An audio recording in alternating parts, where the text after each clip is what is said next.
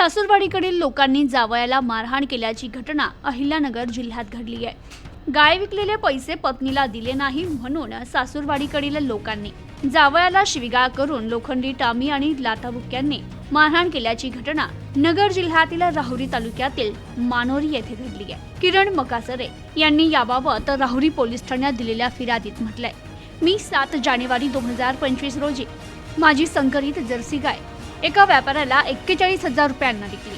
हे पैसे मी पत्नीला दिले नाही म्हणून पत्नीने आपल्या माहेरच्या लोकांना बोलावून घेतलं।